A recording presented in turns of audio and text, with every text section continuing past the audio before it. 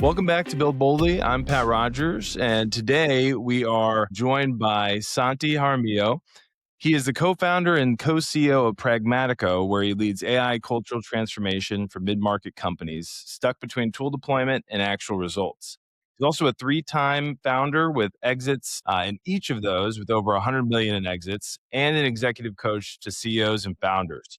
He's also been recognized as the Indiana Latino Businessman of the Year, IBJ 40 Under 40, Inc. Magazine's 30 Under 30, and a WhiteHouse.gov Champion of Change. So we are very, very pleased to have you today.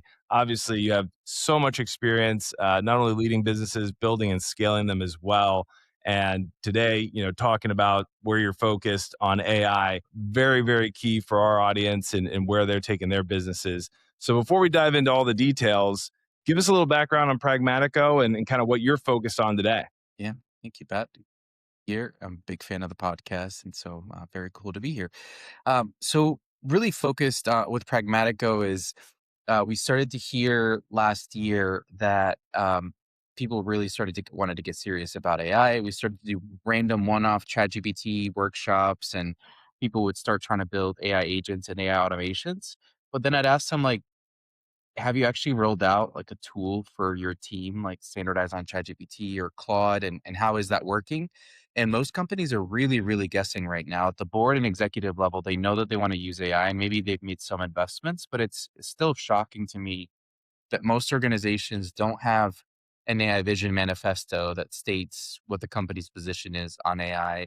They don't have a rolled out tool where they've done really meaningful training. And if you think about, I don't know where you're at on your AI usage journey, but it really is a journey. It's a real habit change of just remembering to use it.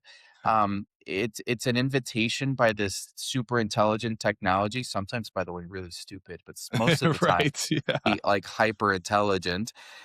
How do we it's an invitation to reimagine how do we do our work as individuals, and these things that we used to do, creating a spreadsheet or creating a presentation or sending an email. There's an opportunity for us to completely rework and reimagine what that process and workflow looks like with an intelligent supercomputer. But it takes a ton of intentionality and thought and behavioral change to actually be willing to change how we've been doing things for decades and change our conditioning around Googling something or prompting AI like we would Google, like with a short phrase. It is an inherently new technology, and we as humans are, by and large, still finding our way in terms of how do we bake it into our daily life. The number one we've surveyed thousands of employees around their blockers around AI, and the main one is I don't know the use case for how I would use it for my job. Like, what's the Yeah. specific way that for the work that I don't want to create new work. I'm really busy. I'd really like it to help me with the work that I'm doing today. How do I use it to help me do better work with my work today?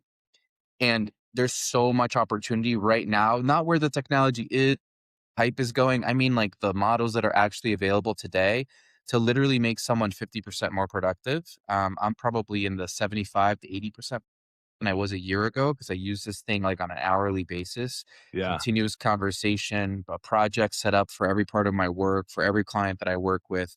So anyway, we've just found that organizations are approaching AI like another tech tool rollout, like an IT project. And it is a organizational change management culture change project Right. fundamentally. Right. And so we just have an entire kind of change management cultural playbook that goes from companies having intermittent usage, maybe an AI, maybe a rolled out Copilot or ChatGPT account, to 90% adoption where everyone in the organization is clear on how to use it for their job. That is being trained, supported, and celebrated. Because I like to say that using AI is basically like wearing an Iron Man suit at work. Like everyone else is out there with bayonets, and you Yep. are wearing an Iron Man suit. You can't even keep up. I think that AI is like the new computer literacy. Like those of us who don't really know how to do AI well in the next couple of years are going to find that you're going to be as behind as someone who today doesn't know how to use a computer or is still using a BlackBerry or a Right. fax. Right. Said a different way, using an iPhone just to make calls in 2026 versus like it can do so much more. And Yeah. that's where people are with AI. And we found that organizations really need a guide to help them go from their very tentative, unclear, uncertain steps that they're taking today with AI adoption and having a clear roadmap with a guide with clear confidence of how they're going to be able to transform their organization and their work inside out with AI. So that's what we do. And I'm lucky to get to work with some amazing clients and team members to achieve that.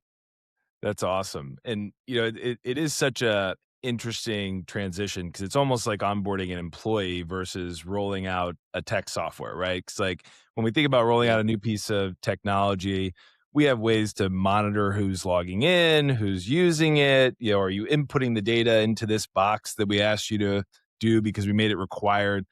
Very different onboarding from that perspective of the things that you were traditionally used to doing at work, where now it's how do I work this into, well, I'm going to reach out to this person or this tool for this type of scenario. And to your point, understanding those unique scenarios of when and why. And it's so holistically different than what people have done. And so I love that you guys are taking that and filling that void of how do we actually build adoption, which even traditional tech tools that have those required fields have adoption issues. And so now it's a holistically different perspective. Where do you start these conversations? When you're talking to a business and you're saying, "Hey, what are you doing today?" What's either the low-hanging fruit or the areas of focus that most should at a minimum start with? And we talked about this earlier. We've got small businesses that might have 4 employees, and then you've got mid-market, and then you've got super enterprise. And so when you're thinking about that, where does a small business and kind of that medium I'm scaling up start in this overall venture? Yeah, that's a great question. I think it's an or leadership commitment around, are we going to get serious about this or not? It starts with a real organizational commitment of saying, this is something that now, however behind we are, wherever we're at, is okay. But staying there isn't. And we're going to make a real organizational effort to, as an organization, become more AI native, kind of more to use the words of the last phase, but with AI specifically. If leadership doesn't commit at the highest level around AI, because it is a culture change, you're going to see very, very slow incremental change. You're not going to see transformation at the speed that companies are desiring. So it's a real commitment by senior leadership that AI is an important part of the strategy. And we may not know, maybe it's an important part of the vision because they don't even know yet exactly what the opportunities with AI or how to think about an AI strategy. But just to say, we're going to get serious about exploring it. We're going to invest fully and methodically, but it is a journey that we're going to go on. So I think that's the first decision. The second is then communicating that decision to the rest of the organization. Change management starts with casting a vision for a different type of future than what we're in today. And so saying that, hey, AI at this company is going to be like knowing how to use a computer. It is not optional. This is going to be an important part of how we all do work. This isn't going to happen over time, and we are going to support you with this change. But it is a change that is going to change how you get your work done on a daily basis. And we are inviting you, asking you, and expecting you this journey with us and to figure out how AI can help you do better work. Resisting it or ignoring it is not going to be an option over the coming months and years. Yeah. And so that type of clear leadership, so clear leadership decision, clear vision casting communication. Um, and then it's all about creating a clear roadmap of, okay, first, what we're going to do is we're going to decide on a tech stack. We're going to go ChatGPT. We're going to go Claude from Anthropic. We're going to go Copilot from Microsoft. Number one. Then we're going to have live training sessions and support and coaching for people so that they can understand how to click around. More importantly, how can people translate the capabilities of the technology into daily wins? That's the most important bit of the whole thing, Pat, is what we call the light bulb moment. It's that moment where you use AI, ChatGPT or whatever, for something in your work that used to take you 10 hours and you magically do it better in 15 minutes with AI and you go, oh wow, if it can do that, I wonder what else it can do. And now you're in because now you're not like, oh, this is garbage, it's hallucinating. You realize that this thing has real potential. And that, by the way, wherever it is today, it's only getting better. I mean, two Yeah. years ago, it was complete garbage. A year ago, it was like pretty good. Today, if you know how to use it and you're using the latest models and the best tools, it is 95% mind blowing. And then it is 5% I want to throw it out the window because it's being really stupid and not giving me Right. what I want. And that's what dissuades a lot of people. That's why a lot of people give up. They hit that, they don't know how to use it, they use it poorly, they get garbage in, garbage out, and then they're just like, the technology isn't there. And it's like, it is, your usage of the technology is 95% the problem. And sure, 5% of the problem is it has moods and Yeah. it does not work well. And that's kind of the cost and the reality of where we're at today, where the technology is today. But it's mostly now on the human error side, is the technology error side. Totally, totally agree. I mean, it is one of those where you're like, you wanna shake the computer sometimes and toss it out the window, but to your point. Dates is crazy. It's like Monday is the 18th, and I'm like, Monday is the 19th. Like, please correct it. And they're like, sure, I've corrected it. Monday is the 18th. And I'm like, oh my, like you can Let's get it crunch together. 100 tab Excel spreadsheet and in 30 seconds give me the best analysis of this complex multi-tab financial model, but you can't know how to read a calendar. Like, this is incredible, right? Like, what is going It on? is wild. When you're, on that kind of thread, the interesting part too is kind of what are you asking and how are you asking that question? And so when you're looking at this, we've got, if we stay in the Gen AI model that is accessible to all, when you think about that, are there specific models that you've found that kind of lend themselves to one business unit versus another?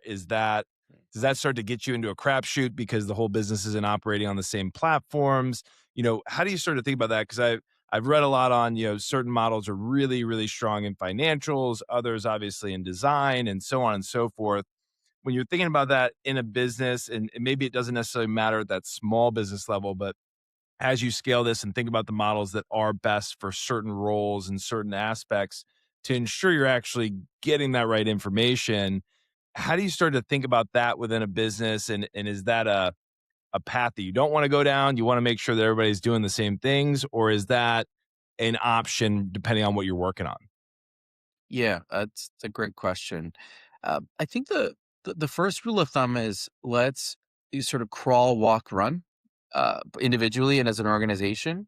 And I think the first thing that an organization, that individual should do is just pick one of the top ones and just get good at it. Because not only are you going to get good at that particular tool, but it's also, they all think kind of similarly. And so once you learn one, you can port over 90% of the learnings that you have with it to a different one.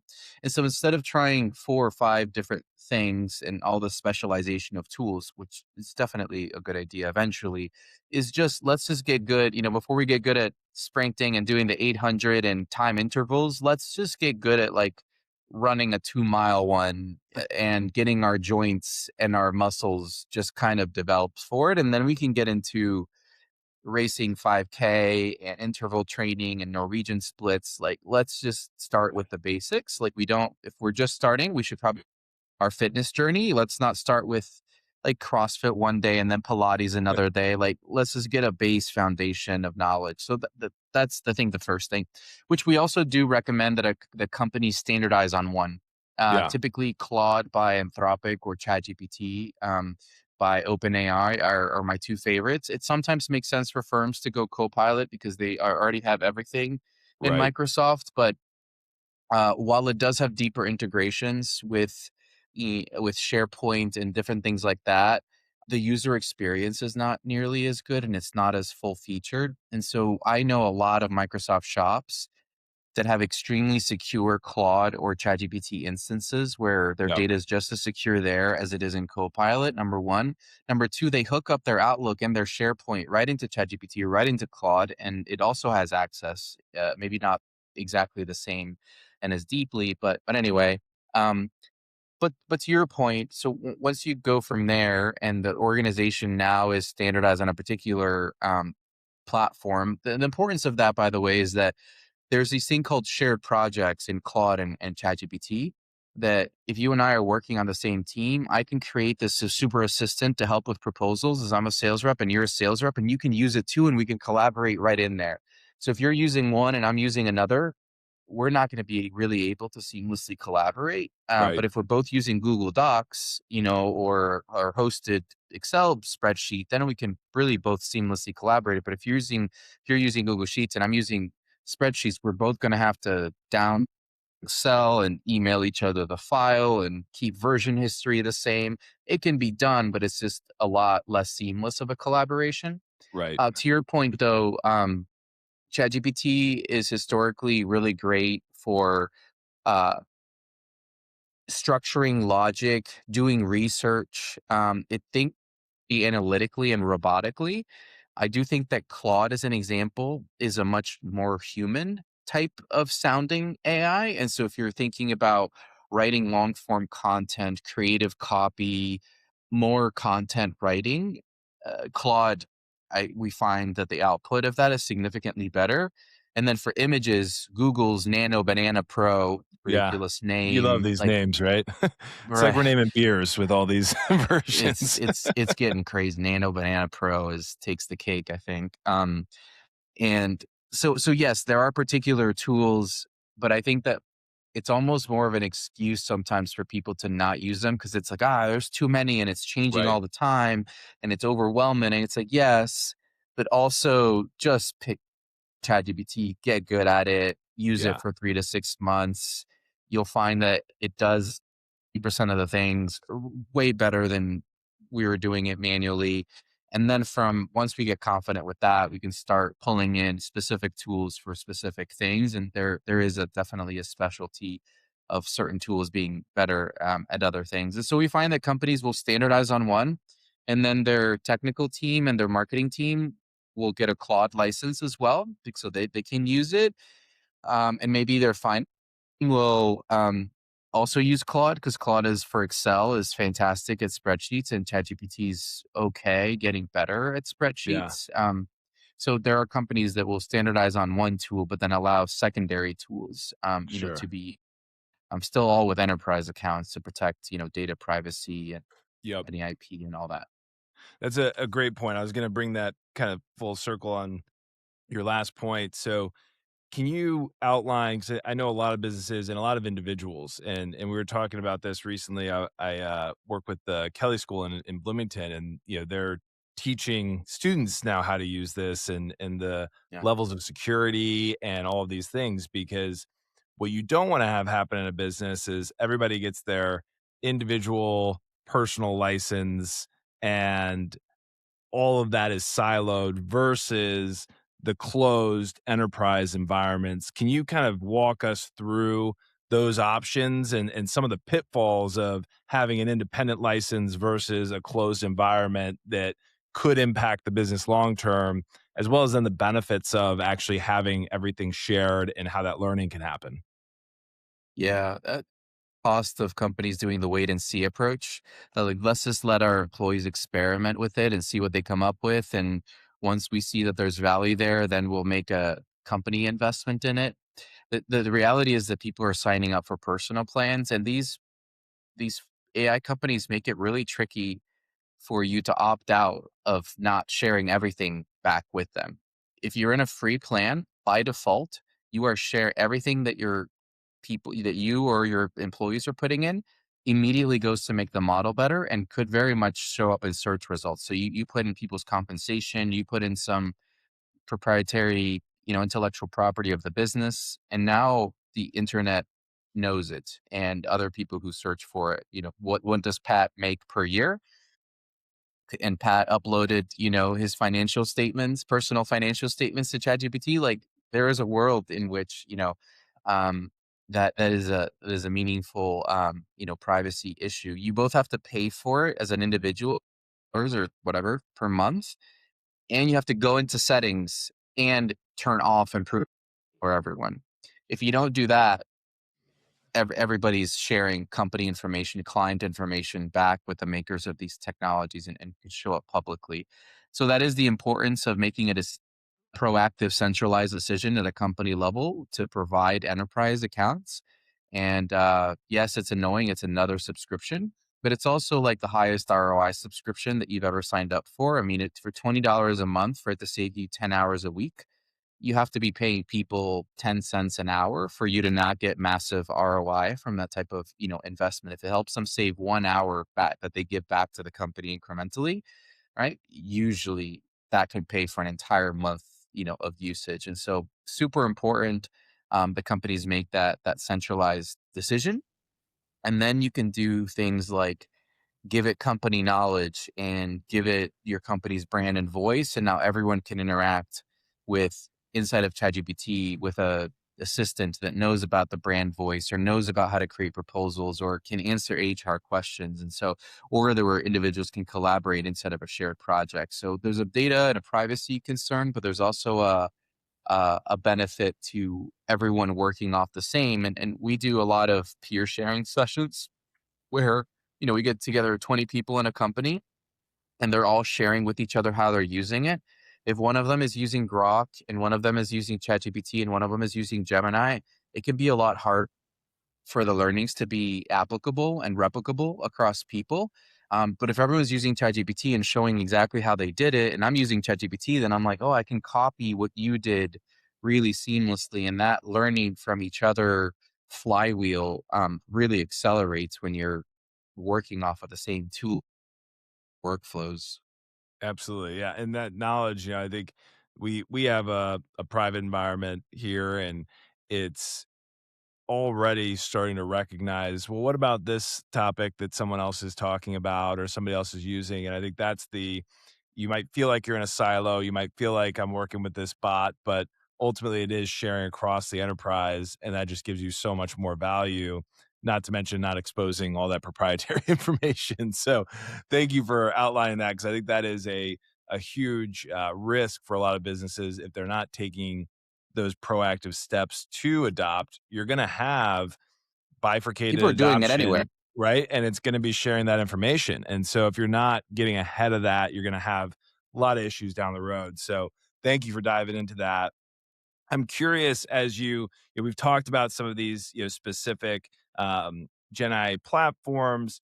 As you think about some of the bots and native AI that's coming into technologies you're already using. So I was with a buddy of mine, and they've started to use the Slack bot that can go and find specific things and share those. You've got Salesforce adding more inside of their environments with Einstein and yada yada yada. It goes on and on. I've got Gemini in my inbox, so do I use that? So as you think about those different pieces, how do you try to decide where you're going to lean versus, hey, this is the easiest path for adoption, and kind of blending those things as you're working with businesses to make sure that they're maximizing maybe what they already have at their fingertips, but also not overshadowing that overall vision of where you want to go? Yeah. Yeah, it's back to that crawl, walk, run. Last week I realized I was saying that incorrectly. I always said walk, crawl, run, and so that would be You were an sort of advanced slowing. child. It's Yeah, exactly. I ran before I crawled, and then I learned how to crawl last year. Actually, no. that's great. It's all about how do we get people the light bulb wins in the simplest way possible, so that we don't overwhelm them, because people overwhelm with new technology happens really quickly. I mean, it's amazing. Somebody just tries to log in and they can't log in. They're like, all right, I'm out. I tried, I hit a little friction and I'm out. And so what we want to do is just make it as stupid, simple as possible in the beginning for people to just use the very simplest thing to get the biggest win possible. And then as they start to build confidence, then we start to build in a little bit more complexity, use a connector, now do a shared project, now do a deep research, now set up but we never do that day one. Day one is Yeah. like, here's how to click around the tool. Here's what these buttons mean. And here is a very basic CoStar framework or prompting framework called CoStar. It's context, outcome, style, co-star. T is oh my gosh, I'm blanking on this one.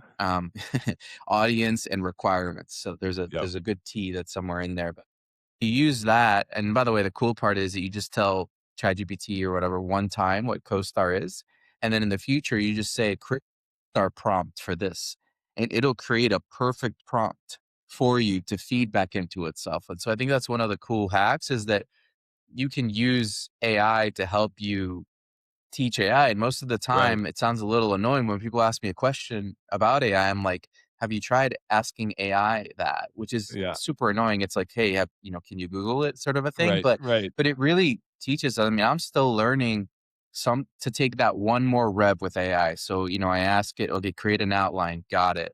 Then I tweak the outline. Okay, create a first draft, and I tweak the first draft, got it.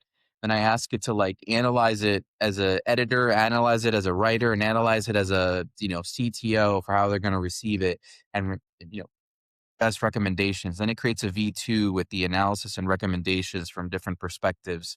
Then I'm like proofread this like a final proofreader. Then I'm like, okay, now create a LinkedIn post and a Twitter post, and a blog post, from this content. And so there's always like one more step that you could take it, and remembering to take that extra step. And so there's anyway, just to go back to your question, it's about what is the simplest way that people can get wins, and how can we really simplify it for them so they start getting increasing levels of confidence, and as they get confidence, then let's push the edge of what's possible. But again, 80% of what people need to do can be accomplished with just learning a single tool with some amount of depth and consistency.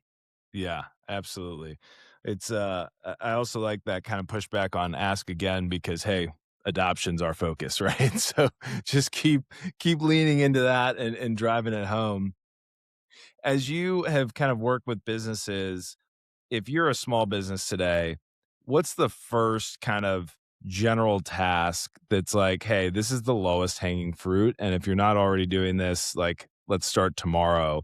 Because I think there's always that, all right, I want this, but how do I actually build this vision? And unless you've got a room full of people that have done it, it's hard to, focus in on, all right, how do I actually do this? Where would somebody start? Yeah. So first is pick the tool. Try ChatGPT. Try Claude. Pay the $20 if you don't have a company plan. Just pay the $20. Go into your settings. Turn improve the model off. Then from there, I mean, I think with what are we already doing as people, as knowledge workers? Okay, well, we have meetings. That's one thing that's not going away. Just fundamentally, we meet in groups.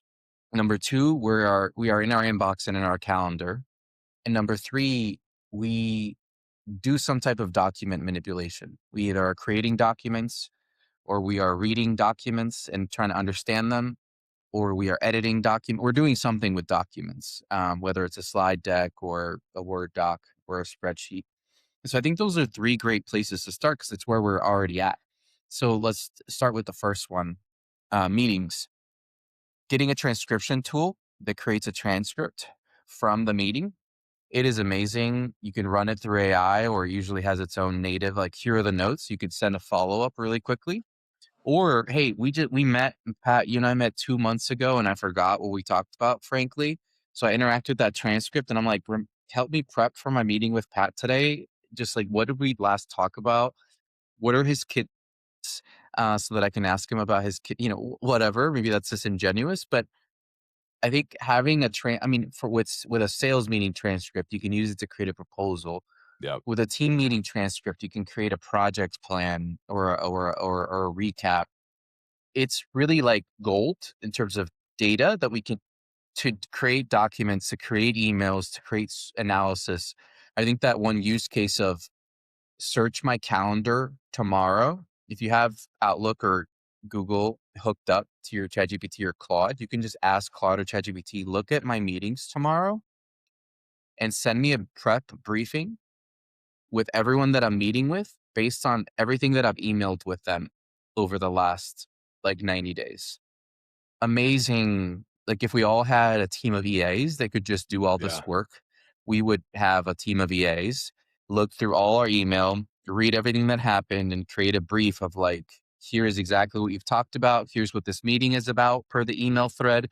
You have 30 minutes, and here's a set of questions we recommend asking the other person. Now, they might not all be right, but there's probably 70% in there that is like super helpful and like, oh, I did forget about that. I'm glad that I now have that. So more effective meetings using AI depends on having transcripts, of meetings. Obviously, not every meeting is appropriate to have a transcript, right? You don't want like termination or health, stuff conversation recorded. So you do have to use it selectively, but by Right. default, it should be on, and you should opt out of certain conversations being recorded. And everybody's privacy is now conditioned to have AI bots, Right. listening to Right. our every call. So it's really not like socially awkward anymore. Number two, uh, emails and calendar. I think I already gave that example, right? Yeah. Search my emails or looking through all my emails of the last 30 days. I know I'm missing something. Is there a deadline that I am about to miss? Or what are the three most important emails in my inbox right now? I have half an hour. Which one should I work on and provide first drafts based on what you know? Sometimes it'll do it perfectly. Sometimes it'll take it a totally different direction and I'll still just do my draft and I've lost 60 seconds. Yeah. Or sometimes it saves me 15. And then documents. Hey, here's a document. Tell me the summaries. A lot of people use it for contracts, really long contracts. Help summarize, what was here. Or hey, look at this leaderboard and look at this other document and this, and put together, um, a memo for my team on what I found, or help me prepare for this meeting. And so, documents. I think those are probably the highest. Is pick a tool, change the settings, and use it for email, calendar, um, and meetings. Yeah. I do love one of the biggest ones is when you're versioning contracts, like show Mm, me the difference here. And, oftentimes in most businesses, you are not relying on outside legal counsel, especially yeah. small businesses. So how much exposure do I have here? Right. Like things like that, just simple protections that will ultimately, give you good insight is huge. And I think, the other one that comes up quite a bit, and we've been our last couple episodes have talked about the financial side. And there's so much there in terms of looking at historicals. And, I was working on a project recently where we used to be on QBO, we're now on a new accounting platform. So things are coded slightly different and yada yada. And being able to actually pull these things together becomes such an interesting use case. How far are businesses going today on the financial side? Because obviously there is this hesitation with hallucinations and accuracy and things of that nature. But where are you seeing that side go, and how far can it go for a business?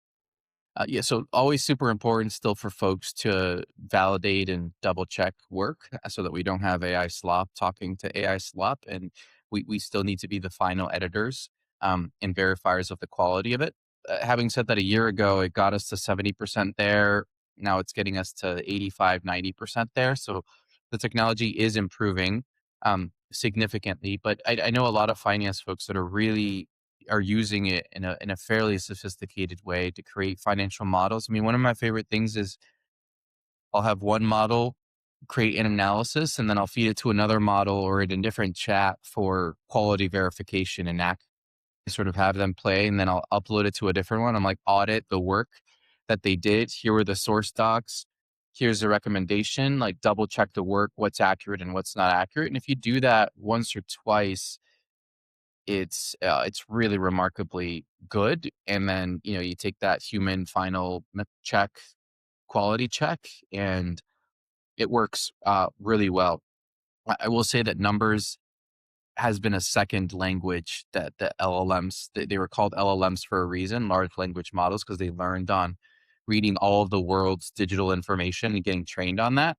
And so numbers are a secondary learning for them, or like almost like a second language, but they're increasingly getting better. And if you're a spreadsheet junkie and want the very best tool for working with financial numbers, sign up for Claude from download Claude for Excel as an add-on or as a plugin into Excel. Then you open up Excel and you can uh, talk to your spreadsheets basically. And if you talk to Claude inside of the spreadsheet and ask it to fix an or create a graph, it will actually like do that, and you can watch it do that in the spreadsheet. And obviously, double check the formula, make sure that's accurate. Or if it's too complex of a formula, ask another AI, hey, what formula, what is it doing, and is there any errors? And double check it that way. Yeah, absolutely. And I always think about, some of these areas of the business that we think about as cost centers. And I think AI ability to maintain a certain employee base without having to add headcount to those cost centers. A lot of our back office functions are huge on that front. And, is it time to add an analyst? Well, could the model be my forecasting analyst? Could it be my cash flow analyst and not have to go out and hire either an external party or another employee as your business scales? For $20 a month, feels like we could probably figure that out. Yeah, yeah, right. If your finance team is 40% more productive, then they can, handle 40% more contracts, 40% more transactions without working longer hours. And we're really not seeing any of our customers at this point be able to do like layoffs of current people. They're all trying to grow, so they're not interested in letting go of really great, skilled, experienced people. What they're interested in doing is investing in those people's skills to help them elevate their work to do more strategic work so they can be more client facing and take on that new strategic project that they know that they've wanted to do. They're just too busy with the daily grind. And so if we can sort of lop off the bottom, least skilled, least enjoyable 25% of everybody's work and hand it off to AI, then that means that those same people themselves to do better work. Yeah, absolutely. And I'm curious, to kind of as we get to the end of our conversation, the adoption has to be, it's why it's why you're doing what you're doing. And I think about, some of the atomic habits and things like that. And it really is kind of building that muscle and getting into it. As you're working with folks, what are some of those areas that they feel like they hit a roadblock? They feel like they've, maxed it. And how do you kind of coach and recommend them to keep moving through this process and learning and growing in this to make sure that it does become that true habit versus just a one off? I've got a project, maybe I'll try it out. Yeah, yeah, it's a great question. I mean, the first blocker question is, where do I start? Yeah. Both as an organization and as an individual. So for us, we provide them a really clear 90-day, 6-month roadmap of like, here's exactly what we're going to do. And this program leads to success, right? I mean, it's basically like, you want to lose weight, getting shape. And it's just like, hey, here's your nutrition plan. Here's our workout schedule. If you do it, and we'll hold your hand, and you'll have to send in pictures every week, of how of your food and your emerging six pack, or um, then it works. Then we have a really high chance of making it effective. So the first thing is just a really clear plan that they're confident that if they do, they're going to get the results that they want. Because it's the worst to spend all that time buying new food, learning new recipes, and working out, seeing the results. Like that's the worst, most just unmotivating thing ever. So I think a of where to start and where to go is it goes a long way. Number two is when they get stuck, when they try to do something and it doesn't work, we're there for them to be a live coach, for them to help them troubleshoot. For all of our clients, we set up a Slack or Teams channel that's around AI specifically.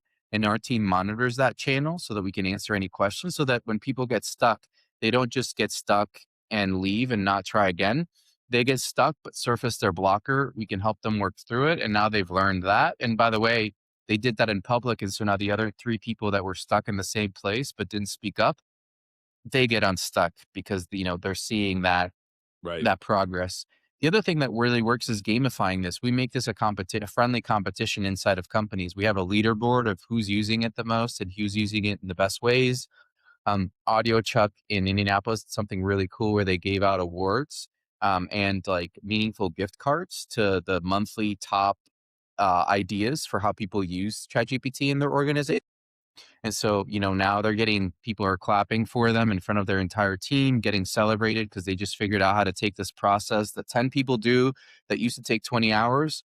They just taught everyone how to do it in an hour, and they saved thousands of hours collectively for the organization because one pioneered this one use case that helped everybody out. And so that recognition and that celebration, people are like, well, that would be cool if I won that St. Elmo's gift card. That would be cool if I got clapped, in front of the whole company. And so I want to be that. And then the other way is accountability, right? When we see that we have analytics, when 5 people haven't turned in the homework for Pragmatico and they haven't logged in at all, And then when we ask them to screen share their best use case, it's clear that they just put it in 5 seconds ago and they have one chat on the left hand side.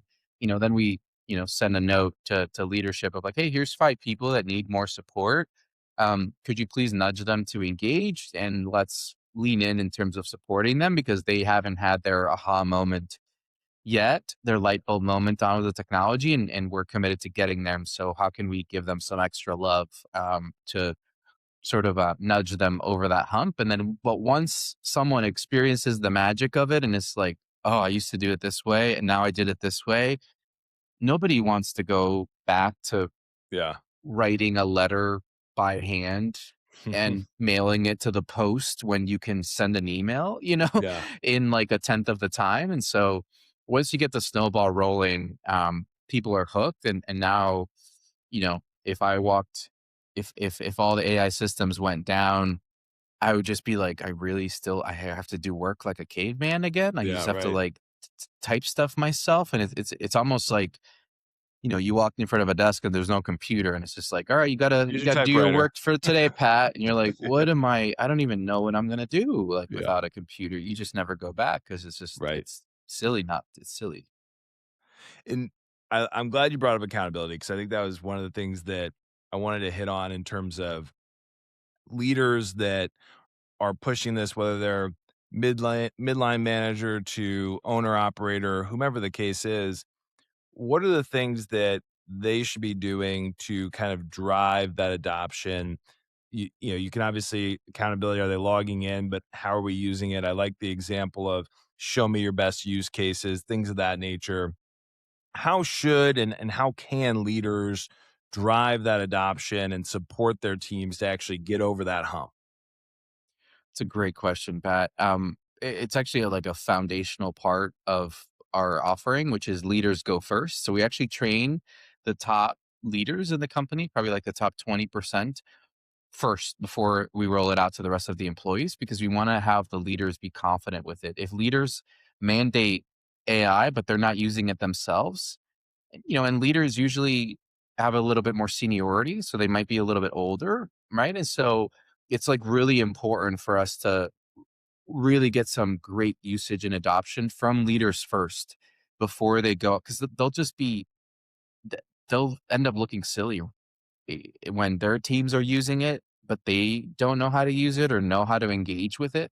Or worse, they slap somebody's wrist for using AI appropriately. And now, like, adoption is done, right? Because if somebody Yeah, got punished for it, and if, using AI is like cheating on your essay, then like everyone's just gonna, what they're not, they're, by the way, they're not gonna not use it. What they're gonna do is they're gonna use it. They're gonna use it in secret, and they're gonna use their personal accounts right, at right. work. And so Yep, leaders need to lead by example. They need to be vocal and set a company position that this is a mandatory journey, that this is like using a computer again. They need to be vocal about celebrating folks that are the power users. They need to hold people accountable that are not going on the journey. They need to use it by example themselves. They need to share their own use cases, and they need to create psychological safety around it. The reality is this is not perfect technology. People are going to make mistakes. And so they need to create psychological safety, which just means basically like people are not afraid to try things and not afraid to make mistakes. Because if people are afraid to make mistakes with AI, to innovate, to try something new, you have to accept some amount of mistakes. I don't mean business killing mistakes where somebody uploads a pricing sheet publicly to the internet. Like that's an unacceptable mistake, but small mistakes. As long as we learn from them, it's progress over perfection. It's 1% better every day rather than standards of perfection, yeah, now or tomorrow. right. And as you're kind of going through that journey, one of the things that kind of just comes to mind, and it's somewhat counterintuitive as well, is you're like, we need a policy for this. We need a playbook of these, successes and the sharing and all of those things. I imagine you can probably train the model to capture those, but how do you kind of both train the model, but also make it easily available for someone that's like, oh, what was that thing that John did last week or Susie did, and how do you kind of bring those pieces together over time to really get that flywheel going? So the AI policy, super important. Don't upload these types of informations. Yeah. We help our companies create that. But what you're talking about is more of a use case library, which is really sort of documenting and saving for use later for others. What are the very best use cases for an accountant here, or for a real estate developer, or for a project manager, or for you know um, um, an accountant. And so there's ways to do that inside of ChatGPT and share those and those types of tools. And then we also are very much working on a product that creates like a space for companies to save those top use cases. People can upvote them, downvote them. There can be a leaderboard for who's contributing amount of helpful use cases for everybody. And so that is part of the software offering that we're building, because we keep getting Awesome. that request. And Yeah. you can do it inside of the tools, but they're really kind of not built for that yet. Yep. Yep. Well, that's great, and sometimes it is. We'll continue to be in this land of traditional plus AI, for the foreseeable future, and I think that's something that we all just have to adopt. But I think the thing that I'd love to kind of take as our kind of last focus point is businesses that are moving in this direction versus businesses that are waiting. Yeah. Where do you see that? And I'm sure you have these conversations with potential customers and others. What are they going to look like in 2 years, 5 years if you are taking this journey versus you're not taking this journey?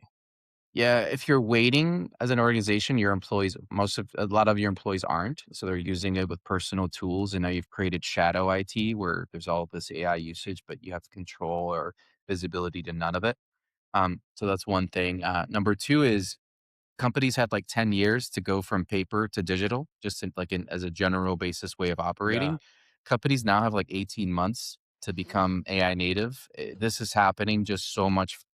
There's now AI native competitors that are springing up in almost every vertical. Venture capitalists are in like AI first plumbing firms. It's yeah, crazy.